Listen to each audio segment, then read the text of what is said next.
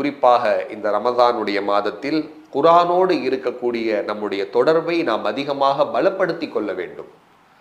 குர்ஆனை தஜ்வீதா ஓதுவதற்கு முயற்சி செய்யணும். அல்லாஹ் நமக்காக இறக்கிய வேதம் அல்ல குர்ஆன் என்பது. நிறைய தொழுகிறோம், நிறைய உம்ரா செய்யறோம், நிறைய அமல்கள்லாம் செய்கிறாங்க. ஆனால் குர்ஆனில் எத்தனை சூறா மனப்பாடமாக தெரியும்னு கேட்டால் 4 சூறா 5 சூறால நிற்கிறோம். மரியாதைக்குரியவர்களே, அல்லாஹ் நமக்காக இறக்கி அருளிய வேதம் அல் குர்ஆன். எனவே குர்ஆனை தஜ்வீதாக ஓதுவதற்கு நாம் பழக வேண்டும், அதை கற்றுக்கொள்ள வேண்டும். தெரியலன்னா அதற்காக முயற்சி எடுக்க வேண்டும்.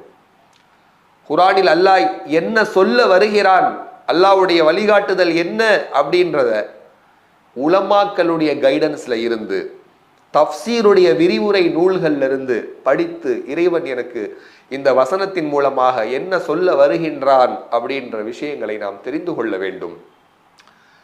எனவே துஆ செய்வோமாக. இந்த ரமதானுடைய மாதத்தில் நமக்கும் குர்ஆனுக்குமான தொடர்பை நாம் பலப்படுத்தி கொள்ள வேண்டும். பொதுவா ரமஜான்ல ஓரளவுக்கு நம்ம குர்ஆன் எடுத்து பார்ப்போம் அப்படின்றதுக்காக தான் இந்த தலைப்பு. ரமஜான் அல்லாத காலங்களில் நம்ம குர்ஆனை தொடரதே கிடையாது. எடுத்து வீட்டில் ஏதாவது ஒரு அலமாரியில் மேலே இடத்துல குர்ஆனை அழகாக கண்ணியமாக ஒரு துணியில் சுருட்டி வச்சிருவோம். ரமஜானுடைய மாதம் வந்தாதான் கொஞ்சம் தூசி தட்டி அதை ஏதாவது எடுத்து கொஞ்சம் ஓதலாம்னு முயற்சி பண்ணுவோம். இந்த ரமஜானுடைய மாதத்திலிருந்து நாம் பழக வேண்டும்.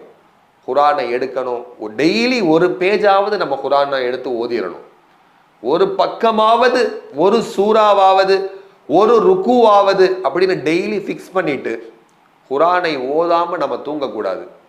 குர்ஆனோடு இருக்கக்கூடிய நம்முடைய தொடர்பை நாம் பலப்படுத்தி கொள்ள வேண்டும்.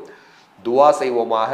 இந்த ரமதானுடைய மாதத்தில் அதிகமாக குர்ஆனை ஓதக்கூடிய பாக்கியத்தை, குர்ஆனை கேட்கக்கூடிய பாக்கியத்தை, மனைவி மக்கள் எல்லோரையும் உட்கார வைத்து கொண்டு அவர்களை ஓத சொல்லி நாம் கேட்கக்கூடிய பாக்கியத்தை அல்லாஹ் ரப்புல் ஆலமீன் நம் எல்லோருக்கும் நசீபாக்கி தருவானாக.